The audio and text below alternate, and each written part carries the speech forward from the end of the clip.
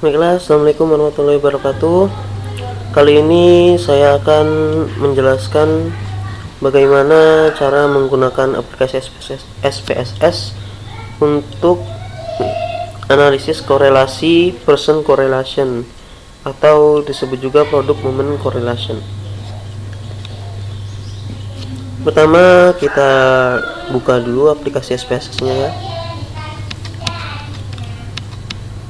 Nah, ini dia. Kita buka. Kita tunggu.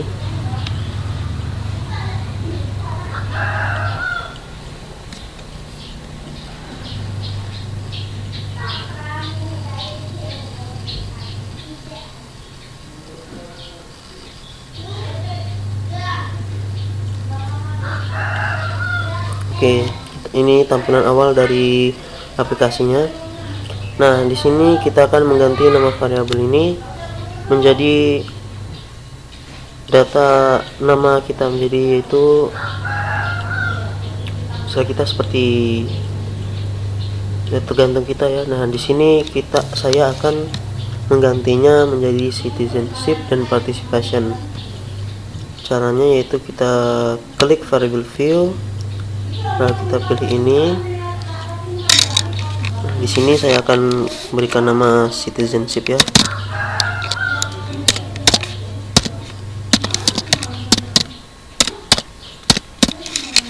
Oke, dan yang kedua yaitu participation. Oke, lalu kita kembali ke data view. Oke, sudah ya, sudah berganti namanya. Lalu di sini kita akan memasukkan hasil atau data dari hasil kuesioner kita ya di kotak-kotak ini. Di sini saya akan memasukkan skor dari responden untuk tingkat pengetahuan kewarganegaraan.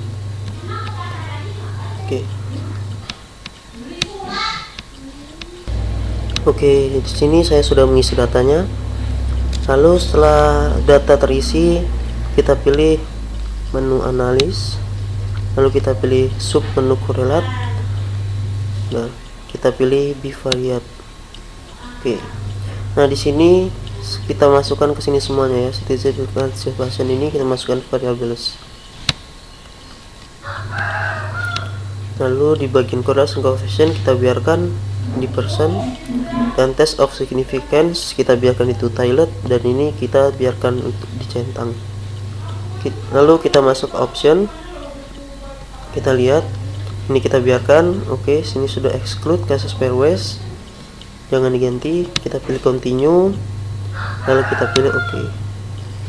Maka secara otomatis dia akan mengeluarkan output correlation berupa tabel seperti ini.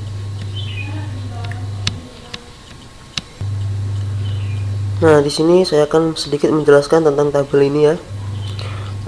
Dalam penafsiran korelasi itu ada dua hal yang berhubungan dengan korelasi, yaitu tanda plus atau min.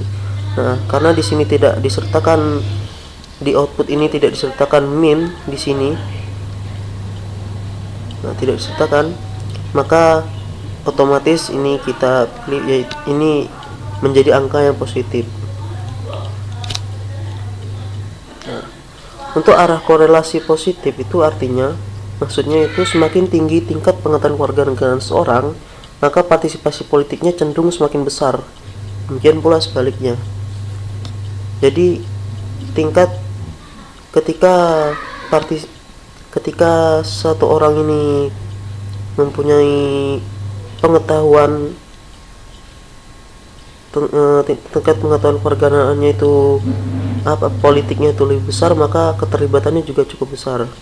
Ini karena saya mengambil tentang seberapa kuatnya ilmu pengetahuan kewarganegaraannya di sini ya. Jadi begitu.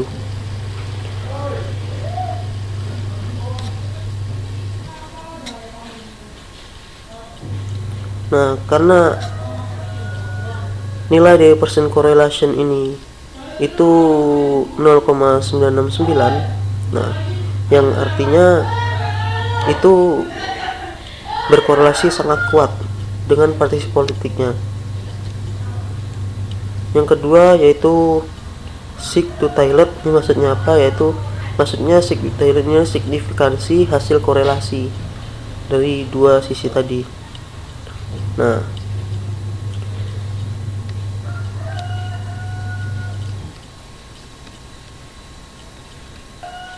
lalu apa maksudnya ini? Maksudnya yaitu tingkat pengetahuan kewarganegaraan seorang atau tingkat keterlibatan seseorang itu seberapa besar, atau ya bukan, maksudnya apakah ada mempunyai korelasi antara pengetahuan dia dan keterlibatannya dia. Nah, untuk mengetahuinya kita mempunyai dasaran, yaitu ketika nilai ini lebih besar dari 0,05 maka itu dia mempunyai korelasi, sedangkan bila itu lebih kecil dari 0,5 maka tidak mempunyai korelasi.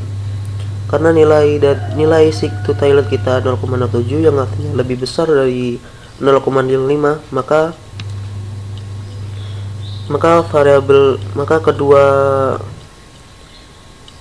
kedua variabel tersebut nyata berkorelasi. Maksudnya dalam hal masalah saya ini, tingkat pengetahuan dia dan tingkat keterlibatan dia dalam politik itu memang berhubungan. Nah, yang terakhir yaitu N5. Ya, ini hasilnya sama ya.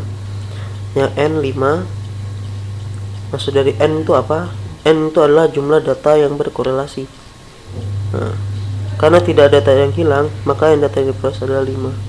Oke.